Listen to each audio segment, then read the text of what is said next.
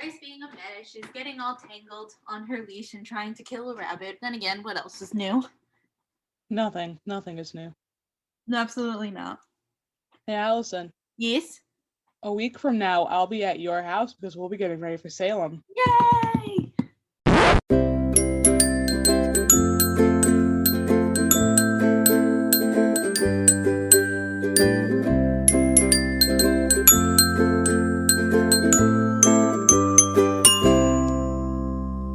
Hey guys, it's Alyson in the future editing. Welcome to part 2 of the Catching Fire movie talk. We pick up right where part 1 left off, obviously, because we recorded it all at the same time, but I hope you enjoy the chaos, and thank you for listening. Bye!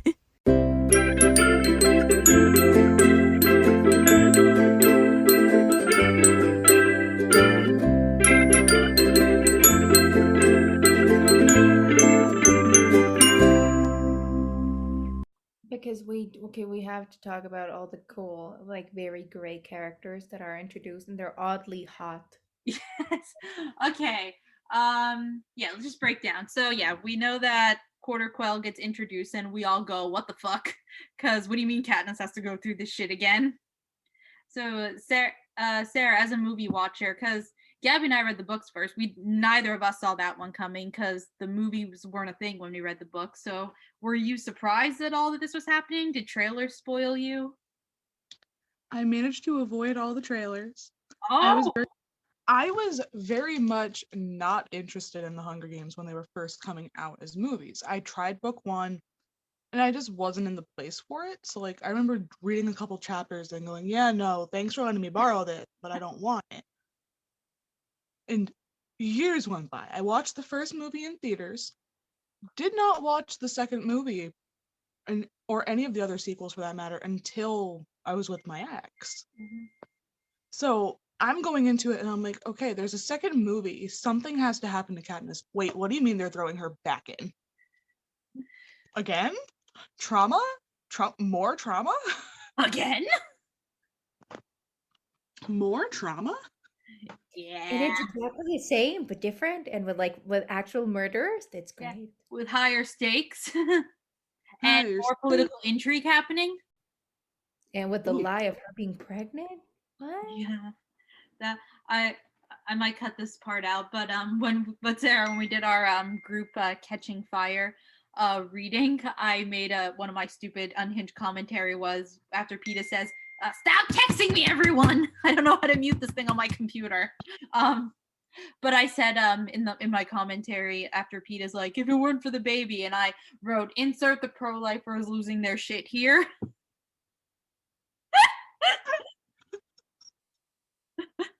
Because they do.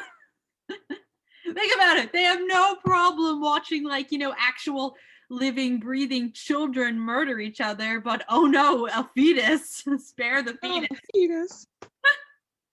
Not a fetus. Tell me I'm wrong. You're not wrong. You're not wrong at all. Mm-hmm.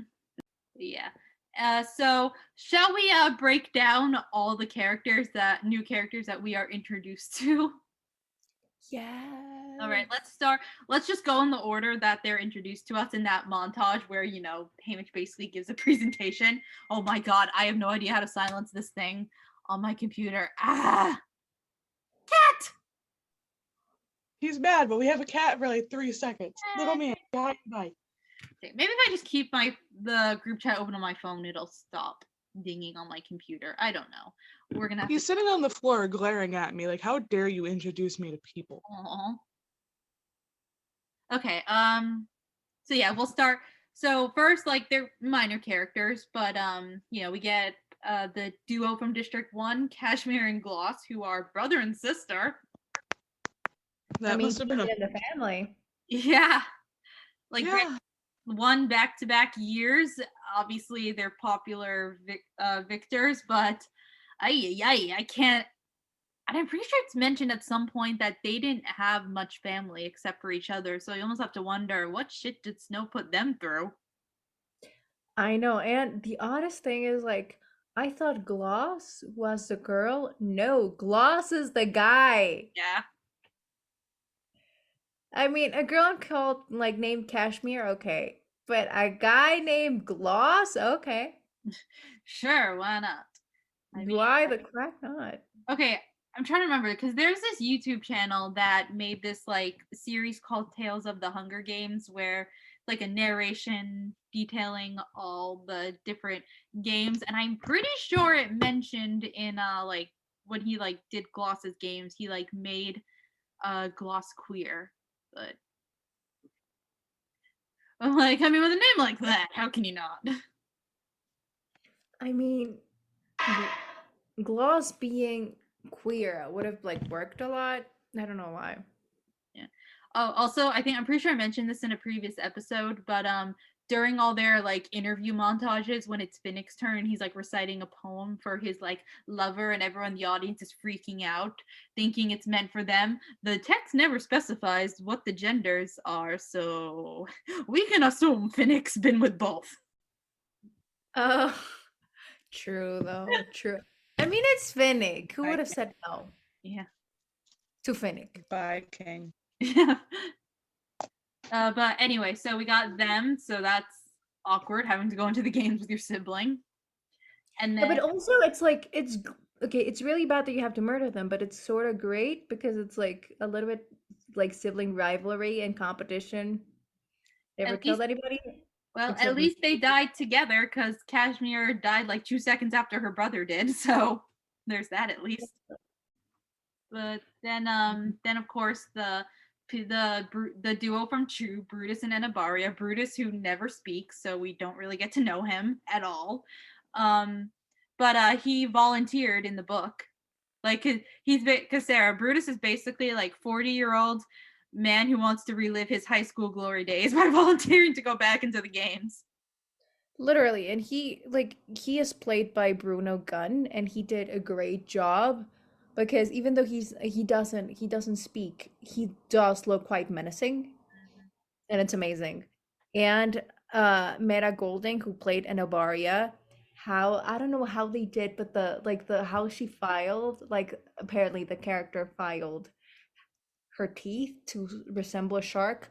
I thought that was very on point and quite menacing and like absolutely like gorgeous and great um a great decision to add it in the movie because it adds a second layer of like sadism to like all the victors, which I thought that it really made the victors come alive and the threat of them feel quite palpable. Especially the victors from Chu, because Chu has always been like the most loyal to the capital, and thus like their citizens are the most brainwashed. Exactly. Whereas like whereas like the other career district, because in the book District 4 is also a career district. Sarah's waving. That would be Bill. He was walking by again on his way to bed. Oh. Okay. He was like, "You have me on mute. You don't trust me not to be annoying." But anyway, what was I saying? Oh right, so two they're like the most brainwashed. Whereas like even District 1, they like yeah they're still like part of the traditional career pack, but I don't know. I feel like they're not quite as loyal as Chu is. They're not as loyal, and also I don't know why, but the victors from two, they were older, but they also seemed a lot more threatening. Mm. Yes, which I really much enjoyed. Then we have to go, especially with one of our favorites, which is Joanna Mason Yes, by Jenna Malone. who What was had your one of the best character introductions ever. Just starts stripping in the elevator. and also He played that so well. it's like, oh, you guys look amazing. My stupid stylist. It's like, oh, It's tree such lumber trees. yeah, idiot. And she's like says that comment like about wanting to put her axe in her stylist face. Exactly. It's like I mean, I saw her and I thought that she looked amazing. Mm-hmm. Yep. And then just so casually is like, "Yo, Peta, unzip me." Not only that, the fact that she did the wink and how She did it at Hamish though. isn't it And then, like, and she says, like, it looks great how both men are looking at her. Katniss is looking to the side, and she's like, "Oh, it's been great. Let's do it another time." And winks her eye, and they was like, "No, thank you." It's like, oh God, okay. I mean, well, Joanna's like 2021. She's legal. She's legal, and she is so unapologetic that I loved I love Jenna Malone Hmm. as an actress. I just love her, and I love Joanna Mason as a character. I thought that she was great, Also, though I did not like the bangs that they put her in. yeah. And fun fact for the listeners who don't know, Jenna Malone was in the 2005 Pride and Prejudice. She played Lydia Bennet, and Donald Sutherland played Mr. Bennet. Love that. Yes. Yeah. So that talk about range in an actor. Yes. Also, fun behind the scenes fact about that scene in the elevator. So the hotel, you'll love this one, Sarah. The hotel where they were filming, obviously they set the elevator to get off on a certain floor for Jenna to, walk out of because she's, actually stripped. But She they was got off sparkling. at it got off at the wrong floor, and it's like a real hotel where guests were staying. So Jenna, she walked out and startled some guests in the hallway. No. Just imagine you're just la la la la staying at hotel on vacation or business trip or whatever you're doing down there, and then you're like, okay, you're gonna go down to the lobby to get some breakfast or whatever, and just a naked woman just walks out of the elevator. That's See, gorgeous, and there's cameras involved. Yeah, there's like cameras in the elevator. There's three, and like you see Woody Harrelson in the elevator with these two kids in this other like get up. Like what?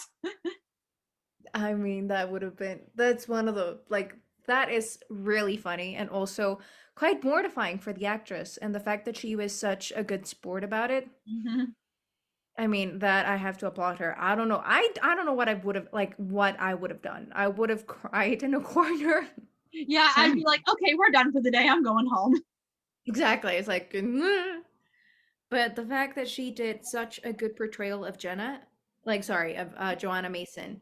Sorry, Jenna did such a great portrayal of Joanna Mason, and her strength and how broken she is, and her bitterness, and like her spite against the character against the capital. I thought it was very well done and very well portrayed. And even though she's not on screen a lot, she does leave a very lasting impression on you as an spectator and what Joanna Mason is and who Joanna Mason is. Okay. And she obviously like brings like Joanna's feistiness so well, but then she also manages to still get the vulnerability and tragedy of the backstory to come across, especially in that line where she says, "What? They can't hurt me. There's no one left that I love." Which is absolutely heartbreaking. And I think that one of my favorite glimpses of her is her as Joanna.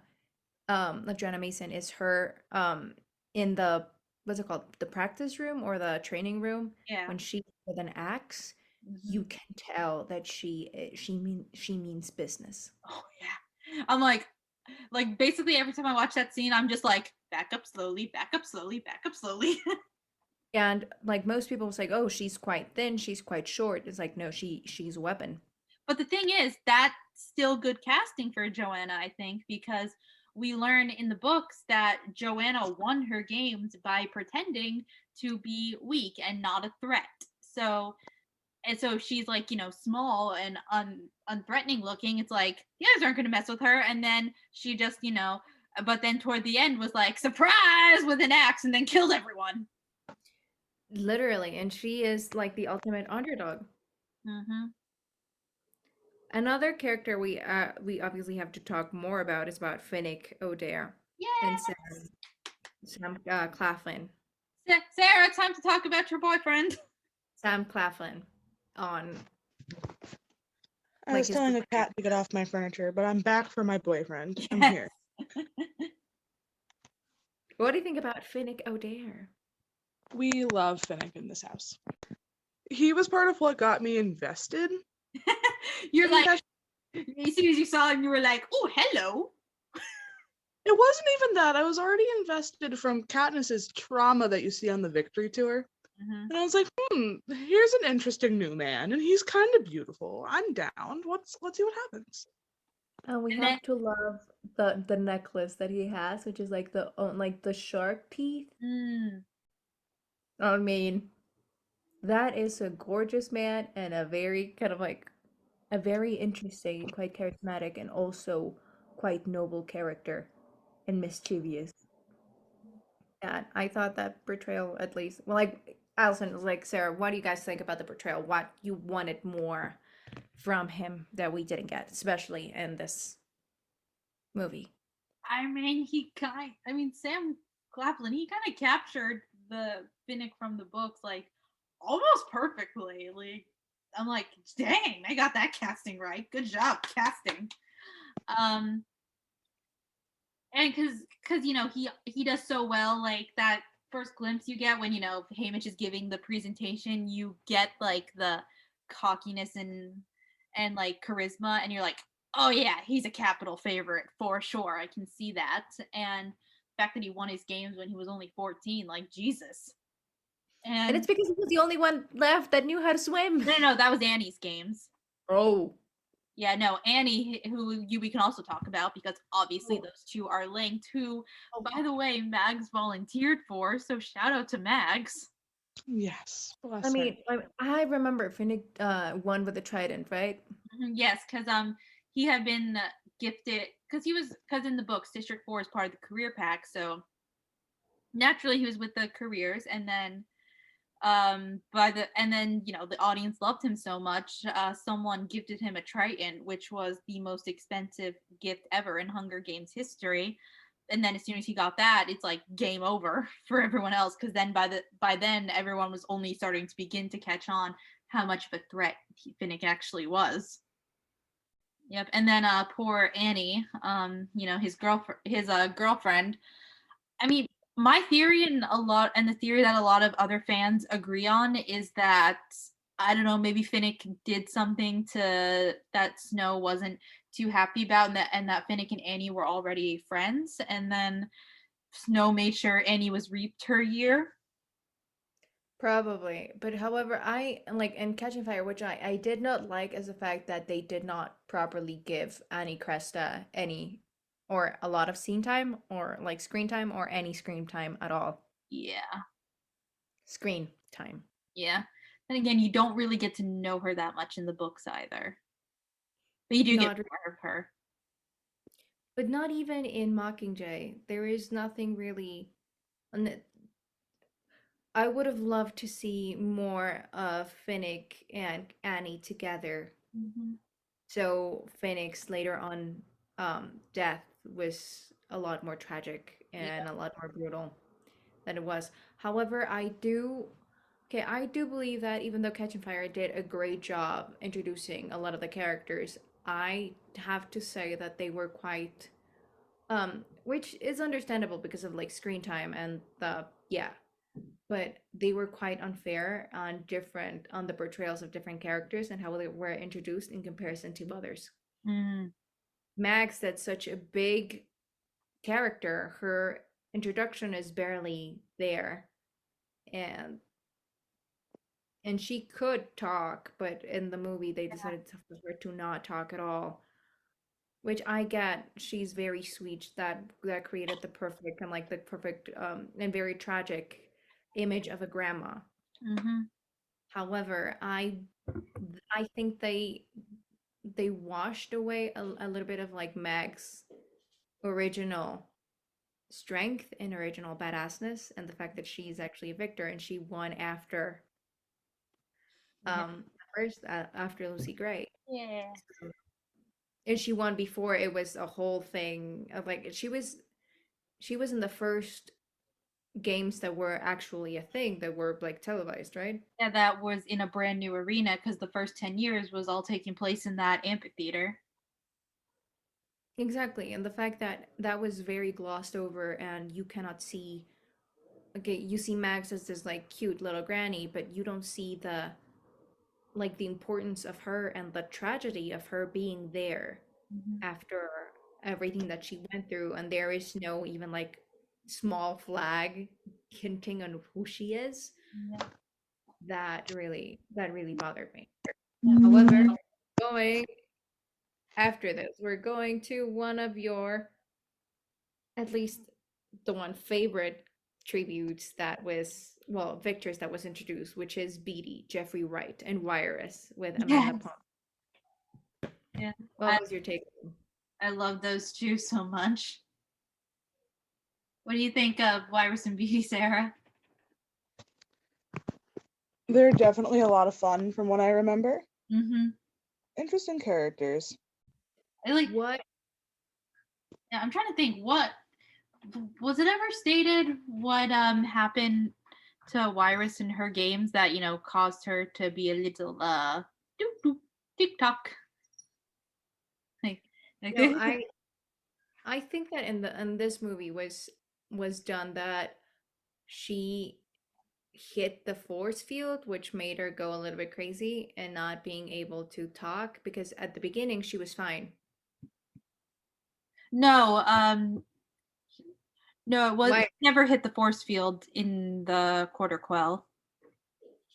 I thought that she had hit the force field. That's why she was a little bit kooky. No, it was a Blight, Joanna's district partner, who had hit the force field when they got stuck in the blood rain, but he died from it. So, and they couldn't help him because they couldn't see anything. Well, they were And swimming around blind. and the shock was what made Wireless go TikTok. I mean, she was already a little off, but even before. More than the changelings. Yeah, the morphlings. Morphling, sorry. Why did Yeah. I change what? Okay. Morphling. Yeah. No, By but the way, shout out to the unnamed morphling from District 6. She literally, died to save PETA. and Yeah. that was one of the best movie, like one of the best scenes shot like more like most beautifully, and the Yeah, because like the yeah. sun was like rising as like they took her out to the beach and laid her to rest. Oh, by the way, oh hi Ray, there's Ray in the background. So you know how like after like a tribute dies, the hovercraft comes in to pick up their body. So something that's was cut from the movie. Speaking of Virus, you know how after she gets stabbed and we're all sad. And by the way, like Beatty's like quick reaction to seeing that, oh, that hurt. That hurt so much. Like I want to give that man a hug, but anyway, and then the island they go spinny spin. Yes, that Whee! that Yeah. was quite interesting. However, I do believe that even though I understand the character of Beatty and I love Jeffrey Wright's rendition of him, Mhm. I wanted there wasn't a lot of exposition on who Beatty is and why he won. Oh yeah, because in they don't mention the movie, but yeah, in the book he won because he electrocuted the remaining. Everyone. Yeah. So it's like I do believe I agree that for the sake of time, like the movie couldn't go deep enough into each of the different tributes. However, I do believe that Catch and Fire could have easily been done in two movies. True. Easily. Because there's a lot to unpack. Because then we could have gotten Madge, we could have gotten Bonnie and Twill. Yes. Maybe then it would have made more sense because like we were talking about earlier, it already feels like two separate movies between the first half and the second. True. Make it two movies. Exactly. And I don't like but I think the cut would have been with Cena's death. Mhm. That would have been the perfect cut. Yeah. Yeah, Or even, or even or even just the announcement of the quarter quell. It could have been cut in half there. No, because that it would have been a quite a slow movie. No, we need the series of what's it called? Interviews before in the first half. Because then the second half, you can spend the first half hour doing the interviews, introducing all these characters, and then building up to the action. Because that way, you don't have to spend the entirety of that second movie in the arena. But I wanted already to see part of the training. Okay, true. I wanted before the interviews and then the second one, all the training. Because what I believe that this movie, it was a very a lost opportunity. They didn't like they had this great casting, great everything, but we didn't get to see the importance of each of the victors. And they are the ones that made everything happen. So I don't know, or what do you think, Alyson, especially with like aesthetically and how like the treatment of the different tributes. Yeah, no, you're right. Because like because this is one movie and they have to balance everything out and have to cut certain things for time. Like we don't get to know certain characters as well. Like Cedar, who's the woman from District 11. She and Katniss have a few interactions in the book, but we barely get a glimpse of her in the movie, and then she dies. And Exactly. I was sad because Katniss, really liked her, and she was kind of like an older. She felt like a more like she felt like a maternal figure, the way Haymitch is kind of like a paternal figure to Katniss. Exactly. Yep. And then there's Cecilia from District 8 that when she was reaped, even Effie was upset by it. Because Cecilia, from what we gather, she's a very much loved Victor, and she even has 3 kids, like young kids who are all clinging to her, being like, "Mom, don't go." Which that would have been great to see more in the film. Mm-hmm. To express, because it's like, oh, Carter Quill, the victors. It's like, no, the victors, they were promised a life. Mm-hmm. They were promised peace. And I think that was a very missed opportunity to really showcase the cruelness and the cruelty of the Capitol. Mm-hmm. I mean, imagine that if that scene had been shot with her being taken and the kids staying with the dad and just like crying, saying, "Mama," it would have been. And Cecilia died during the bloodbath, so she died the first day of the arena, of the game. So, yeesh. Exactly, and we didn't get to see like the rest of the victors how they were reaped. We didn't get to see that, and it would have been great to see the reaping, like all the reapings, like simultaneously, and some going yay, some of them like breathing heavily, some others hugging their families. Mm-hmm.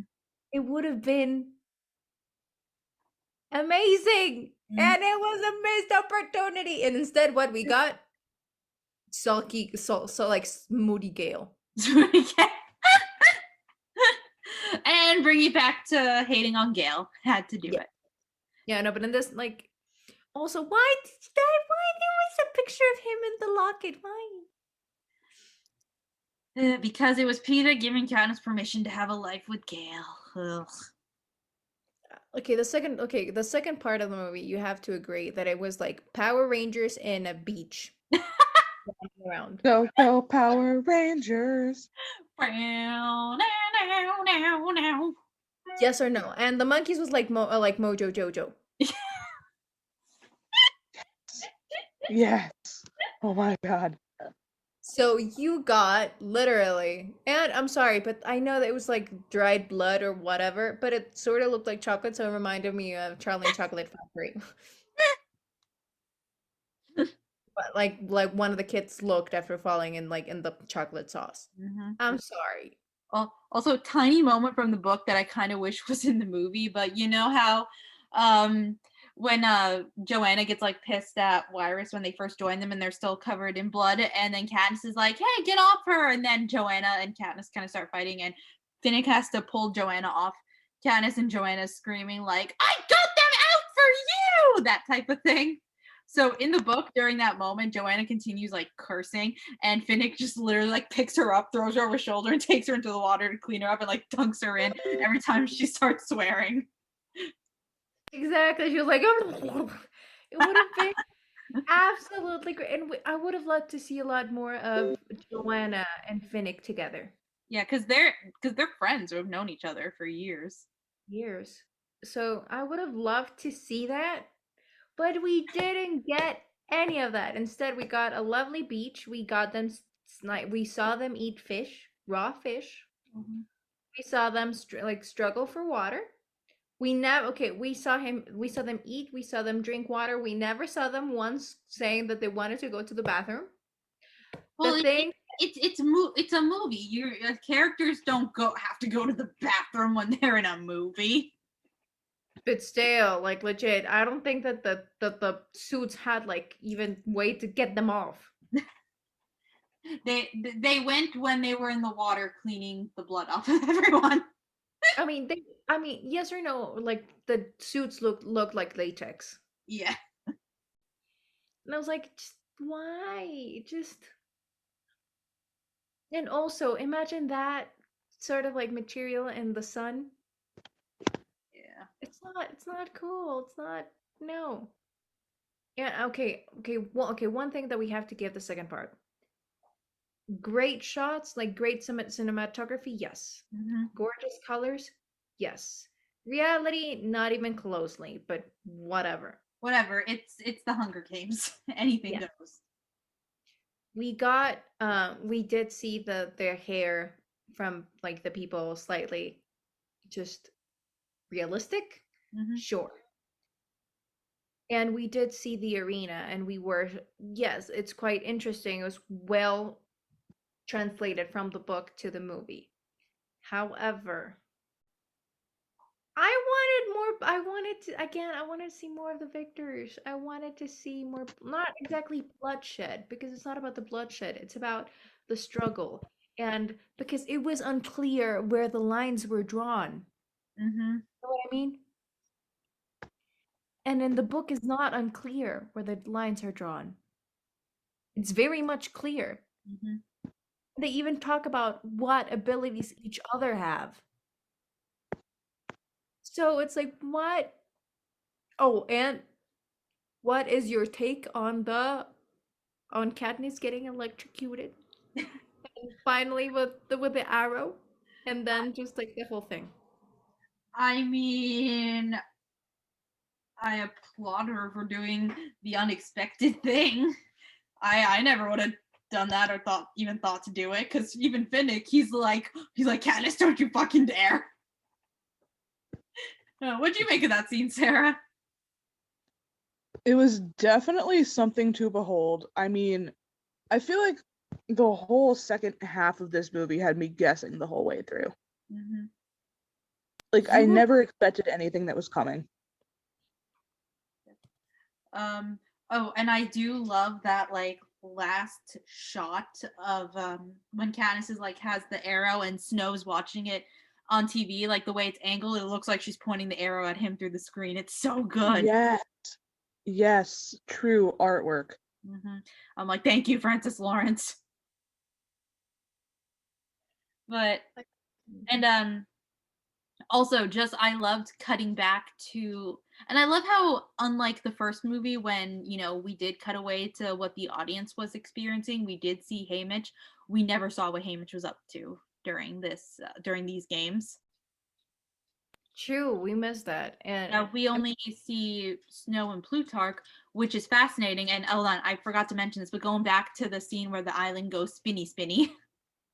But it's so interesting, like reading Plutarch's face during that moment, especially when Katniss gets thrown into the water. And he's like, "Okay, that's enough," because knowing what we know about him and that he's part in on this plan to get Katniss out of the arena, he's mentally thinking, "Shit, fuck, damn it,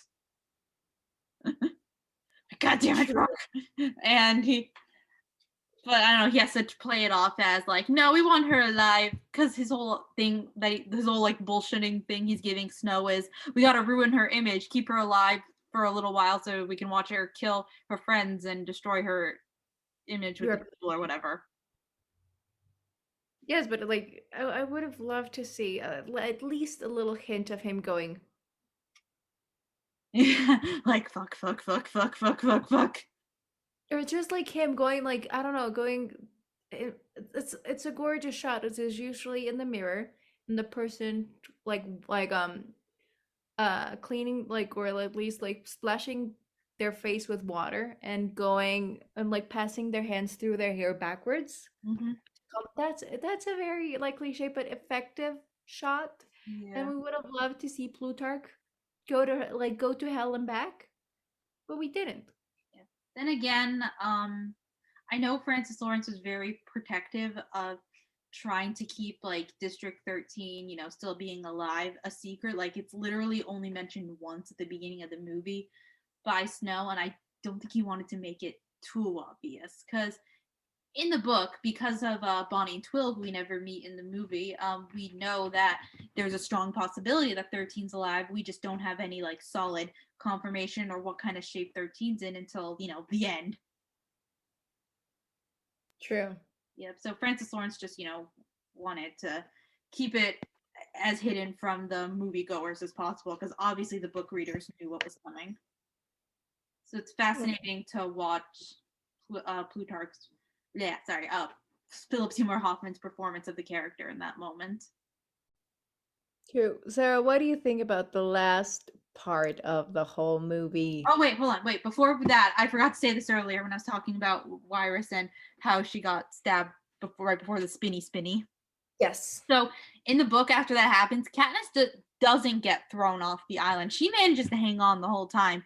It's Beetee who gets flung into the water, and Finnick has to go rescue him. And Katniss, during this moment, remembers that the Beetee's coil a wire that he has that he took a knife in the back for, which, by the way, is mentioned in the movie, but in the book he like can't walk most of the time. Finnick and Peeta have to take turns carrying him everywhere. But anyway, so the whole reason Wyrus was down near the water in the book was because Beetee had given her the coil of wires and said, "Hey, can you clean this up for me?" And she's like, "Yeah, sure." And she's just humming all happily, cleaning the coil of wires, and then gets stabbed. And her body's like floating out into the water, still has the coil of wires. Katniss remembers that, so before the hovercraft can come and take Wyrus's body away, Katniss has to swim out and pry the coil of waters off of Wyrus's dead body and then swim back with it. That would have been a great like 20 seconds, 25 seconds, but they didn't do it. Yeah. They saw the opportunity and what a dark, twisted scene. I mean, but the entire like Hunger Games is quite twisted. Mm-hmm. I Yeah. don't know why they tried to make it a child's movie. Well, like Alyson, Sarah, what do you think about that? Making it a Someone- child's movie? Alyson, you've described so many things to me that this series has done where I go, this is not meant for young adults in this one respect. I know. Like, damn, Axes to the man. skull. It's like, Suzanne, are you okay? Are you seeing a therapist? But I feel like there are also so many missed opportunities in taking it to film because we can't really show that on film. Mm-hmm. Exactly. Like I said, HBO Max should reboot it into a miniseries, and then Or they why yes, but not exactly this once again, but like previous games. ooh, yes. Yes. Like what they're doing with House of Dragon, with like Game of I'll, Thrones. I'll play Cecilia. Because it's okay. It's a great the writer created Panem in such a great and very well done like history and society, and she did the whole thing. She ran the whole 9 yards. Like she took it, she went to the moon and back for it. Yeah. And we got 4 movies that even though they were very well done and very like great casting, very like great everything, they left out a lot of the things that made the Hunger Games the Hunger Games. And what made Panem and the story so special and not another gladiator rethought movie. Yep. Right. You're certainly absolutely right. I just don't like the second part of the movie. Gaby needs to rewrite all of the scripts. That's what we need. She'll give us what we need. Yep. What do you need to rewrite? Gail. Gail. Give me something to do. Write Gail out. Goodbye, Gail. Gabby buys the rights. She takes it to HBO Max, remakes it into a series, and rewrites Gale completely. Actually, makes him and Katniss cousins, so that the love triangle bullshit's not a thing. It's because it's not really Gale. It's how he's it's how because a lot of the things were not exposed in the movie. You sort of understand Gale in the books, you don't understand Gale in the movies. True. Because a lot of things were cut. So a lot of his choices seem very and extremely selfish. However, because the movies were PG-13 or like whole entire audiences, they couldn't showcase the carnage that Gale saw, especially after like by the end of this movie and what happened to 12, it is not shown. And it is not shown the Right. panic, everything he saw and everything he did. Because Gale, by the end in the end of this movie, by his own right, he is a hero in a some sense of the word. And like in the entire sense of the word, he is a hero. That trauma of what he lived is not well executed because of time constraints of the movies. I mean, Eve like Mockingjay, they had already like cut it into two. And what we got was very paced conversations. Like I would have taken out the paced conversations. I would have not gotten to know Coin that much because Coin is the same thing as like Snow, really. And I would have concentrated in the actual war because except Prim's death, it was quite subdued. The same thing as the arena. It was quite muted. And it cannot be muted. It has to be vibrant. It has to be almost like you are watching it on adrenaline. That's why I missed a little bit the shakiness of the camera from the first movie because the first movie does the breathing and the lack of music and only like the sound like the person that did the sound design did a great job because it did portray the panic of it. And in this second one, especially in the arena, there was no panic. It was like them against it didn't look like gladiators against each other. It looked like gladiators against literally the elements. It looked like the arena versus the victors instead of the victors against each other. True. And then they would throw in a cheap kill just to get you. Oh, like, hey, they are gladiators still. Oops. Exactly. And no, it has to be like how they explained it in the first movie. 1/3 of you will die of natural causes. It's like 1/3 of you will die of not like 1/3 of you will die fighting each other. 1/3 of you will die out of like the things like the toys in the arena. Like The last third of dehydration you and will die of natural causes, dehydration, blah blah blah. infection, all that good stuff. Exactly. Oh, hold on. And Where's we didn't the letter? see Let's go outside again. Okay, hold on. Pause. My dog. pause. My dog's crying. She needs to go out.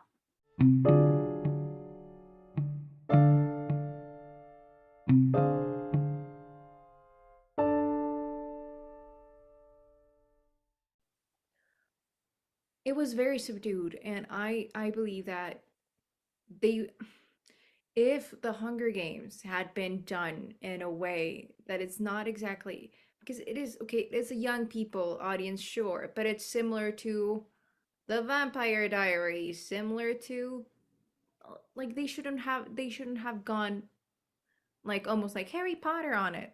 Mm-hmm. You know what I mean? Yeah. Like, these are the same kids who were watching Supernatural, where characters were dying left and right in brutal ways. Exactly. And because of the lack of brutality and because of I understand, but it's the lack it's like the not wanting to portray like children suffering or teenage suffering. I get it. However, the book was talks about children suffering and Yeah. talks about a very a very corrupt and a very greedy system that is Panem Mm-hmm. and that takes it out on children.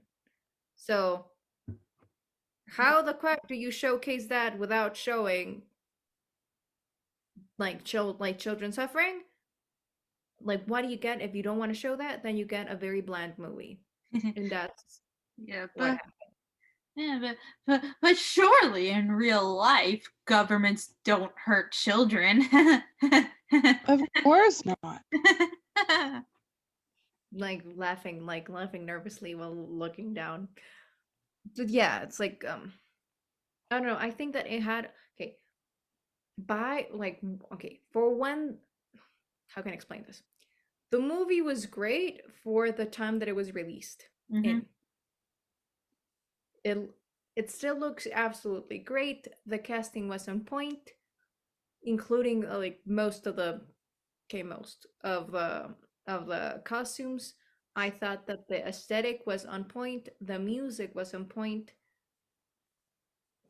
the look of the movie was on point, the actors were on point, everything was on point, except that we never really got to the flesh of the thing. Mm.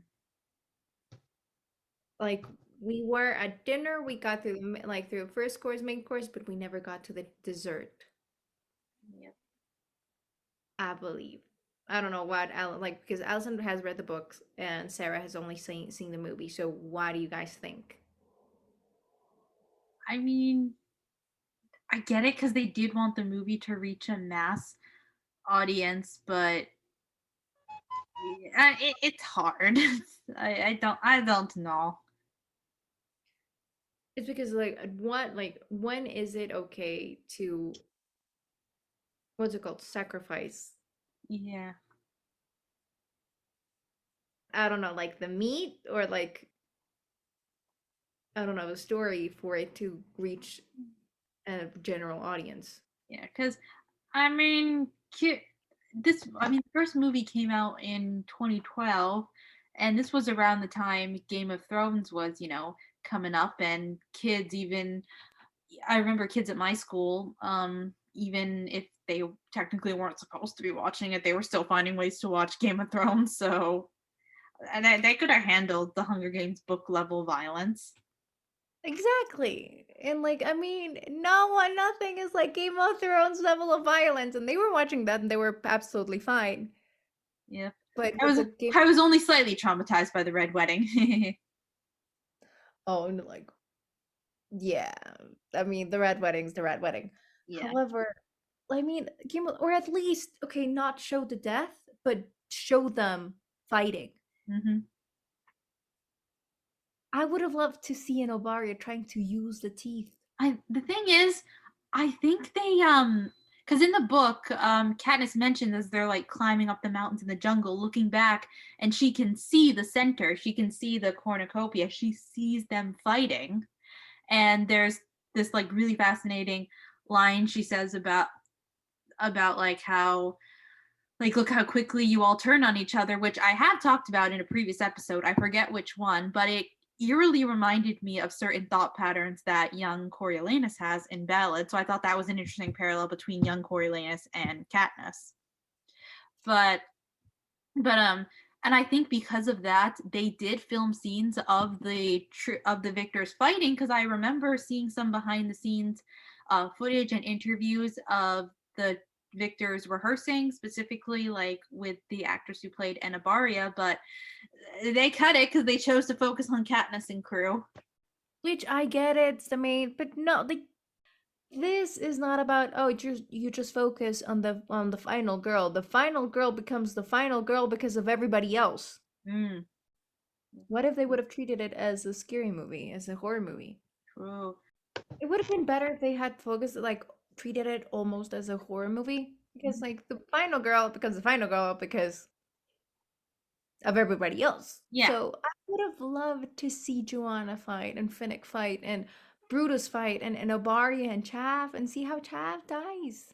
because yeah, I don't even think we even know how Chap's death plays out in the books either. It's just mentioned in Mockingjay. But Exactly. trying to think.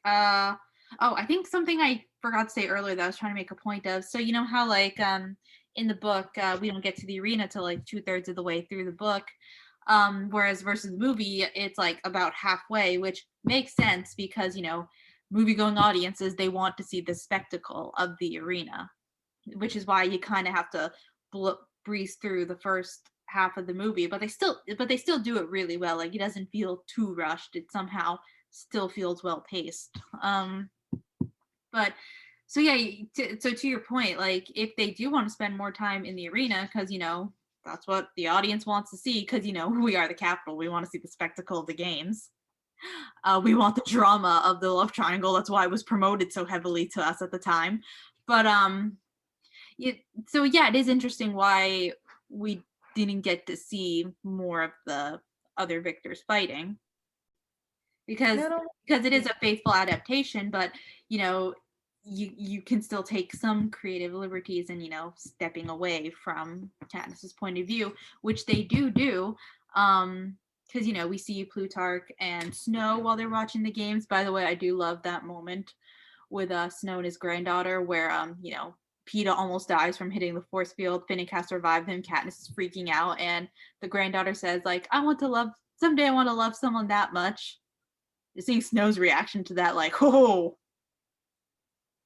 If you only knew. Yep. And it's like, well, good job, Katniss. You finally convinced him.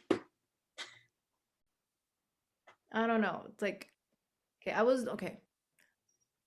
Final verdict of the movie. Yeah, we haven't even really talked about that last scene.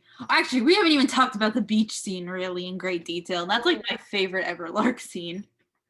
Oh, it's because you love the scene. Yes. I was like, as you said during our last time our Hunger Games movie talk, I am at heart a hopeless romantic, as much as I hate it sometimes.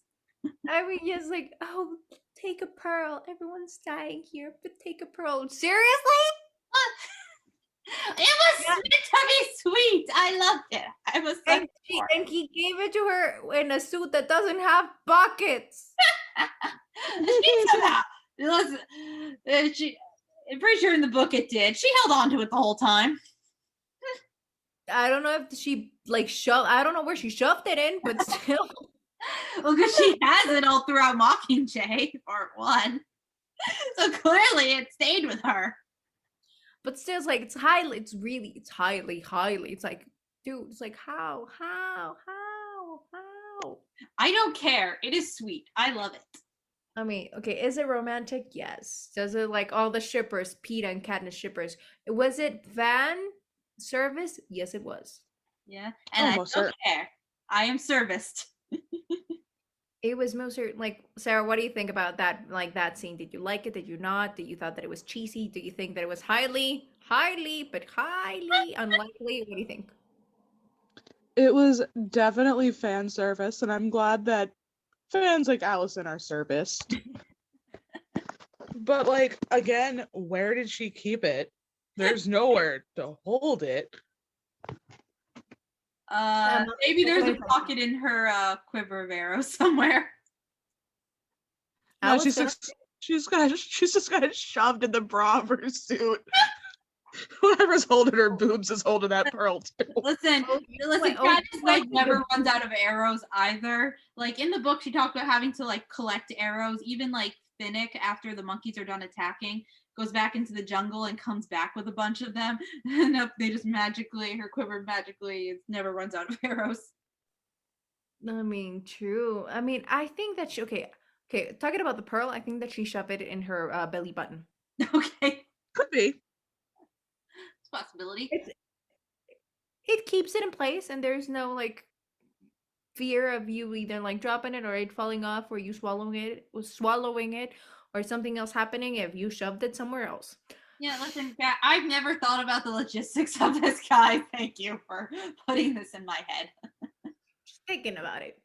But no, specifically, Sarah, the pearl, but what did you think of their exchange like on the beach after they're discussing Beetie's plan? And they're debating like when or whether or not to leave and ditch everyone. And it's magic hour and the sky looks so pretty in the background when they're kissing. Honestly, it's another one of those moments that has slipped my mind. I apologize. I Hey, thought I was better prepared than this. that's okay. I mean, if it makes you feel any better, when I was rewatching the movie last night because I was pretty tired, I was like half falling asleep. So Patrick may have been the best prepared because he watched it today. Oh, Gabby. Oh, great. I offended Gabby. Nah, no, you haven't. No, but like legit. Okay, let's talk about the final scene, not even the beach scene. We're talking about when Joanna goes and like chops off at the tracker from Katniss's arm, and like Finnick trying to do the same but not being able to, and then them being whisked away by a flying device. Oh, yeah. What'd you think And of then that scene? Katniss going, "You promised, you promised, you promised," before just like going unconscious. Yeah. What'd you think of that scene, Sarah? Because, you hadn't read the book. I was not at all prepared, and I remember like having to pause the movie and just take a minute with it. My Like, ex is like, "Are you good?" And I'm like, Just give me a minute. Let me process this." wait, which part specifically did you pause at? I paused somewhere after the tracker being taken out. Oh, so after, like, Joanna did. Cadis is all bloody after Joanna knocks her out. Yep. Yeah, and then because to us we don't really understand what she was doing at the time, but like in hindsight, she was making Katniss look dead and leading Brutus and Ibarria away from her. Friendship. Yeah. Chopping Hard to part of find the in arm away. also, Friendship. also this is something really sad to think about in that scene. Right before it happens, and they're taking the coil of wire, and Joanna's like, "Let's just get this off the beach as soon as possible," and she says, "Frying is not how I want to go." Which, when you think about how she was tortured in the Capitol throughout Mockingjay, ay, ay, ay! Yeah. Because they soaked her in water and then electrocuted her. You can't always get what you want. Yeah, now it's like I can't help thinking, oh god, did Joanna sign away her fate saying that out loud? Probably. And also because Pete is always described as being like chunky or chubby or like Stocky. strong. Yeah, and how in the end he's like so when he gets tortured, he's so freaking thin that's like scary to see. Yeah. Like, I know it's Stuff. obviously like CGI they did on Josh Hutcherson for the film, but just still seeing it, even knowing it's completely fake, I was like, ooh. But yeah, and then Katniss thinking, I'm gonna blow up the arena.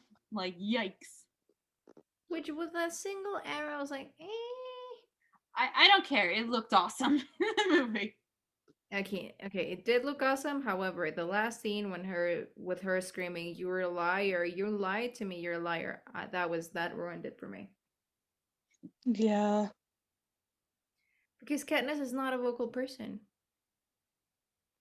Like I get it if she was like just quiet and just like like Yeah, punching the light out of Haymitch, that I would have understood.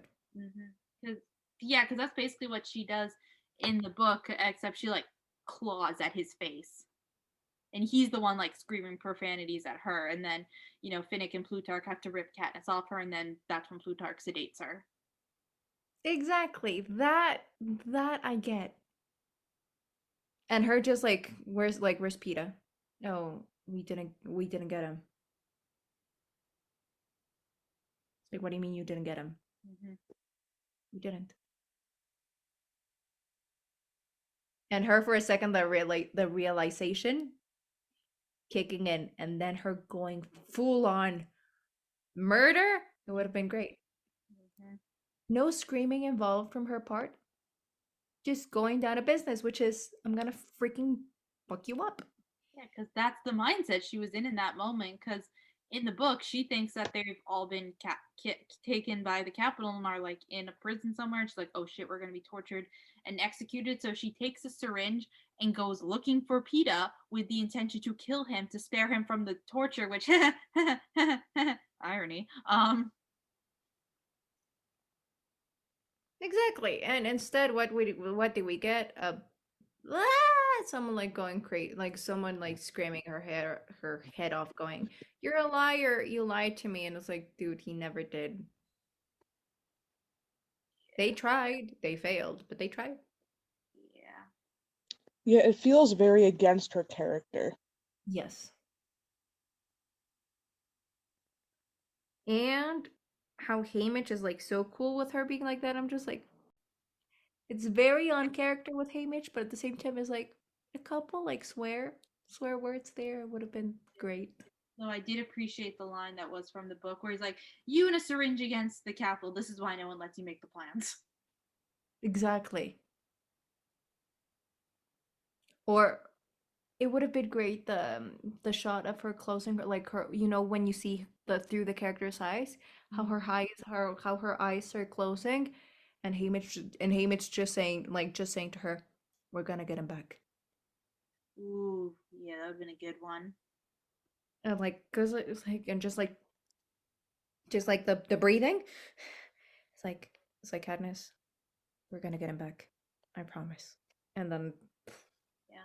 Or that would have been what if he said that and she just said then I don't know, said something like, "No, you're not," because like her internal thoughts about it in the book are basically like, "I'm never getting Peeta back. Even if we win this war, Snow will make sure to cut his throat before it's no, over." and I know exactly. It was like imagine her saying like, "We're gonna get him back, I promise," and then full black, and then Katniss saying, "No, you're not." Ooh, I like it. Exactly. So, Great ending. Instead of saying, "Liar, you're a liar," dude. No, yep. no. And then and then to top it all off, she wakes up. There's Gale, and it's like, "Hey, by the way, our home's been completely destroyed." Yeah. So And I was the end of the movie strong? No, it wasn't. Could have been.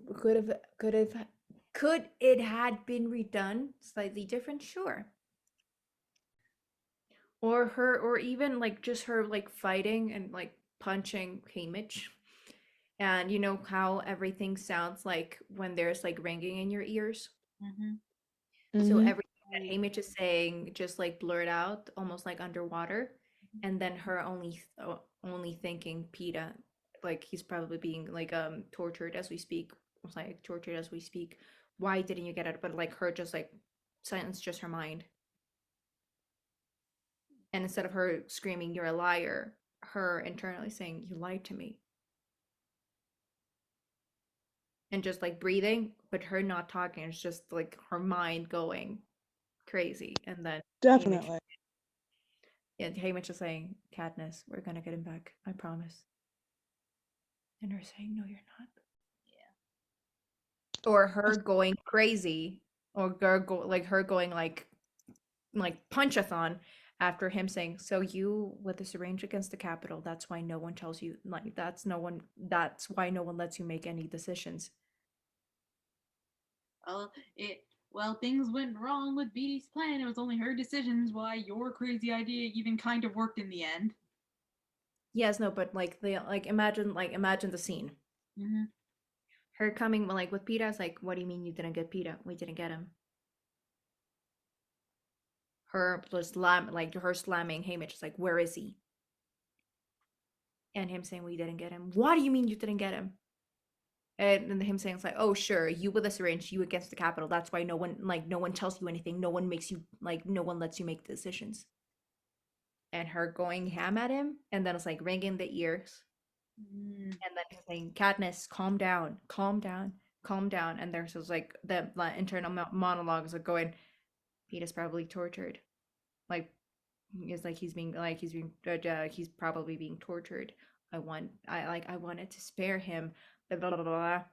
And then just like someone like kidding her in the face, and then getting the syringe against her,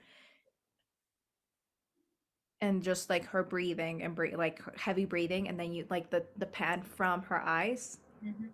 Like you seeing through her eyes and how they're like starting to close, and Haymitch just saying, Katniss, like Katniss, we're gonna get him back, I promise. So back to what Sarah said earlier, Gabby should remake the second half of Catching Fire. Or just all of it for consistency. There you go. Yeah, but no, it's like that would have been like a very cool ending, and that would have been like, go,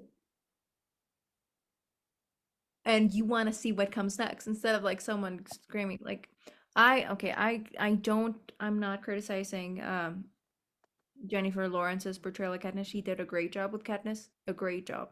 Great job. However, I do believe that that scene was a little bit sloppy, and with such a very aesthetically pleasing movie and so well executed before, despite the lack of brutality and the lack of the other victors, it was a great movie. So that scene, if they would have like just cleaned it up a little bit, it would have worked, but it looked a little bit sloppy. Yeah. Although I, of course, Philip Seymour Hoffman, I loved his delivery of like, "You have been our mission from the beginning. This is the revolution. You're the Mockingjay" type thing.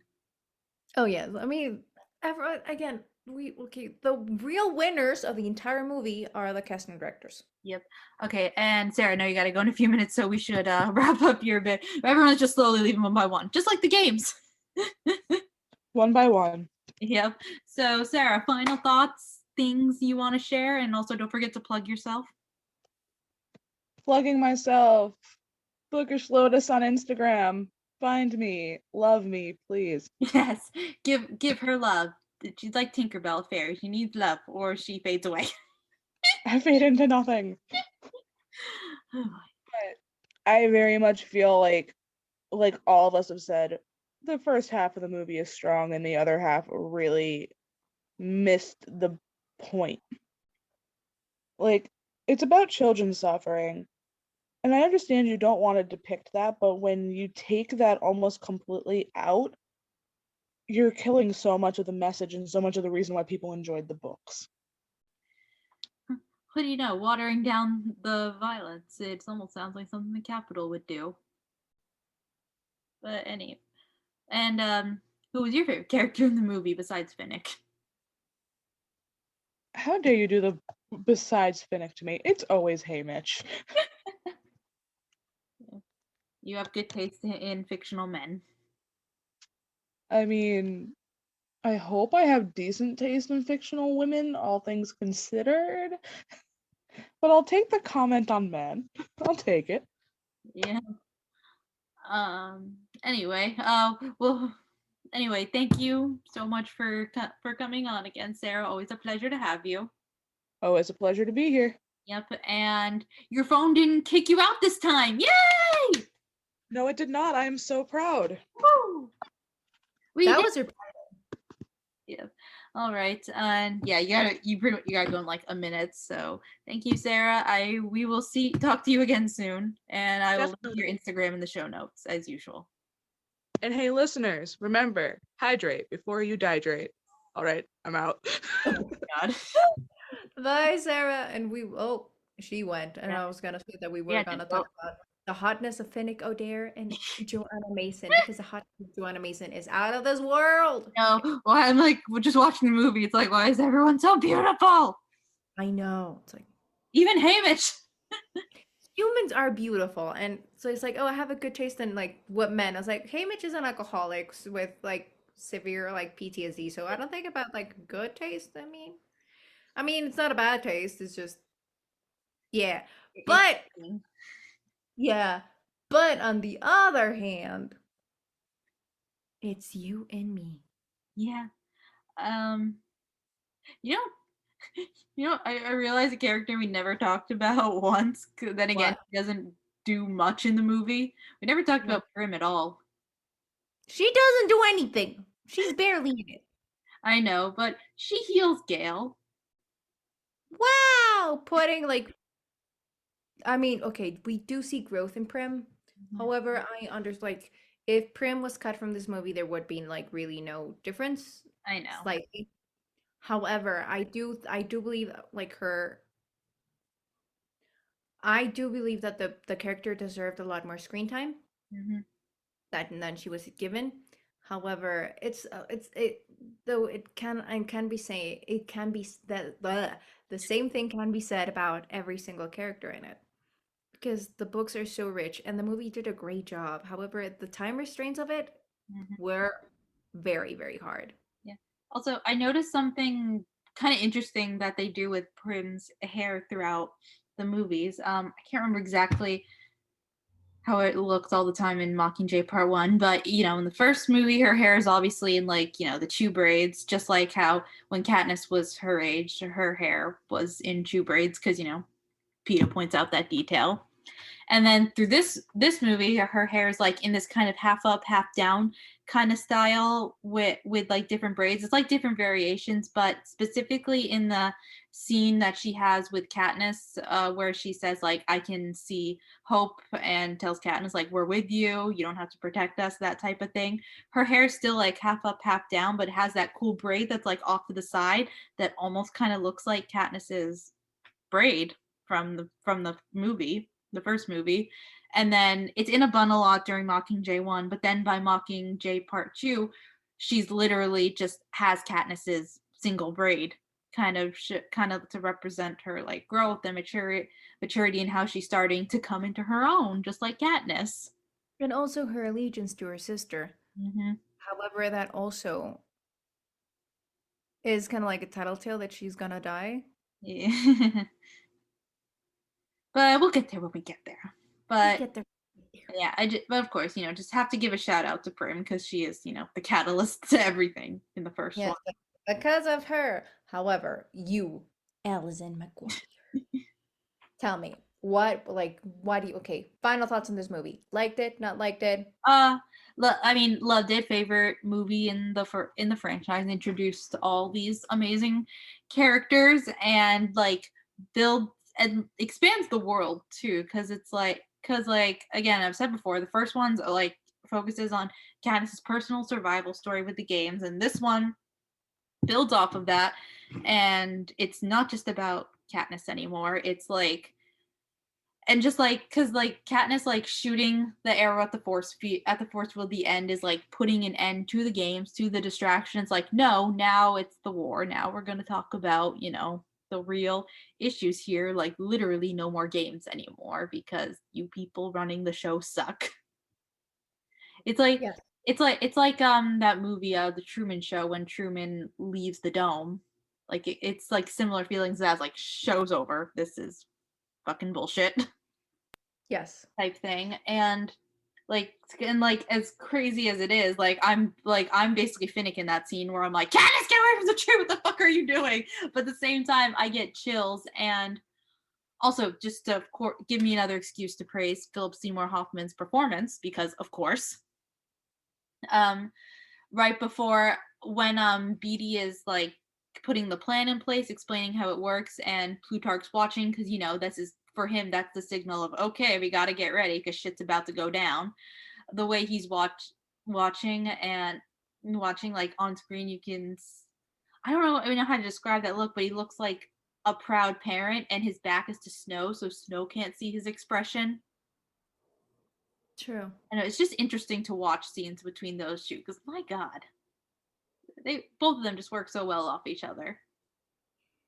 And I just love that moment, especially just watching Snow's reaction to the force field getting blown up and the power shutting down. And it's like, and he goes out to the game room looking for Plutarch. Plutarch's gone, and one of the game makers is like, "Sir, we've lost power." And it's like, yeah, in more ways than one. I mean, yes, that I have to agree that it's very ironic and it's like so satisfying as an audience to see Mhm. it. And just like see like because Snow is like so calm, cool, collected. He knows what he's doing. He's been in power for so long. He's comfortable with that power. And even just him trying to calmly take the role and be like, hey, heavens be. It's like you can still kind of see the panic. They're like, shit. Mm-hmm. Like he's truly rattled by what just happened. Because he just lost and he didn't see it coming. Hmm. Okay. He hasn't felt that vulnerable since he was 18, probably. And he's like 80. Yeah. So, long overdue, my dude. Long overdue. Okay, my final thoughts. You guys already know my final thoughts of this movie. It's like great movie, great casting, great everything. It's just it was great. Okay, it's a great movie. It's the best of the entire franchise. I agree with you in that. Yeah. But it's the only thing against like that I have against it is like besides not liking Gale, it's because a lot of the characters were not entirely given enough screen time, and it's because of the time constraints that movie making usually does. Mm-hmm. So what I think that would have been great in two different movies, sure. Mm-hmm. So that's my only critique against it, despite it seeming otherwise after everything I've said. But it's a great movie. It's a great franchise, and I understand, like Ali, why you love it so much and why a lot of people do, and still till this day it's now it has become I think it has become a pop culture reference to a certain extent. And like, dang it, words, because we've been talking for so long. Because we could just keep talking about for hours. I feel like, I don't know, in like 2 years, if we did a similar thing again, it was like talk about Catching Fire again, we would talk about it from like a different angle, or we would have new details that we thought of. Even now, like doing my read through of the whole series, there's things I'm picking up on where, if I reread it again in a few years, there's a whole other layer of things I'd be like, oh, I didn't think of that last time or whatever. And it's just great. There's a reason why people continue to love these books, and people like us pop up and we talk about it for like 4 hours and just nonstop. Literally. Yeah, Four, yeah. four What was that? hours. 4 hours. Yeah, Damn. almost. Yeah, because it's almost 10. Oh, That's why I'm splitting this into 2 parts. This worked out great. I am highly to blame for it. I'm so sorry. I'm Yeah, totally never apologize for that. It's great content. I love it. But yeah, should really wrap this up because, brain can no longer concentrate anymore. Yes. Yeah, but anyway, Gabby, plug yourself. So you have my Instagram and my YouTube channel and everything that if you want to check me out, it's down below. Please check it out. Please show some love. I am a musician. Please do. Yes. Support Um, artists, everyone. I mean, That's how you get great movies like Catching Fire. exactly. Bring it all back. So please, it's I'm on YouTube as Gabby Manuel and Instagram as @GabbyManuel. Um, please leave a comment, say hi, check out my videos if you like it. Thank you, Ali, for I have to specifically thank you for inviting me into your podcast. It's always such a great time. It's such an honor to be here, to be invited. And for you guys, thank you so much for putting up with me, for listening to all my different rants. Listen, someone needs to call me out on my Everlark sentimental bullshit when I go off on those tangents. But I mean, thank you so much for inviting me. It was a blast. We started this gorgeous Zoom / podcast as 4, and now there's 2. Yes. When it's down to the final 2. It's down to the final 2. So please, Yeah. please, dear listeners, keep following this gorgeous podcast. Ali does it with such a smile, and she does it because she loves it, and with such love and enthusiasm about books and movie franchises that a little screaming. No, it's not creepy at all. It's actually No, I said screaming. Only a little screaming. Oh, sorry. Mostly when I'm editing, but that's another matter. But please guys, please stay tuned every single I think every single week there's a new podcast. Oh yeah, I always forget this, but I put out new episodes every Tuesday, whether it's a regular episode or a bonus episode. Either way, I put a new episode out every Tuesday. You can find me on Bookish Babbles on Instagram. Of course, the YouTube channel where episodes and other random bonus content are. TikTok, which by the way, Gabby, are you ever going to join TikTok?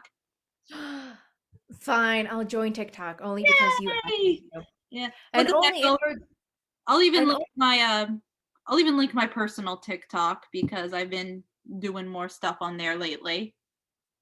and I'll join only if our gorgeous listeners support, because I will be your first follower. Well, I guess first and second because of my personal TikTok and the Bookish Babble TikTok. please do. This has been a blast. And talking to you and talking to Sarah and talking to Patrick about Catching Fire and the Hunger Games franchise. And I'm determined to have Lily back for at least one of the Mockingjay movies, because definitely. especially part 1, because that's when we get the Hanging Tree song, and you and I know she's a musician, so She's gotta love it. yep. But anyway, thank you everyone so much for listening. Subscribe if you're on YouTube, leave a rating review so it can, boost the algorithm and more lovely people like yourselves listening can find this podcast. But yeah, I think yes. And stay tuned. Everything I have to say. My brain's done. I'm terrible at wrapping this up. Hope y'all have a great day / night, and we'll talk to you next time. Bye. Bye.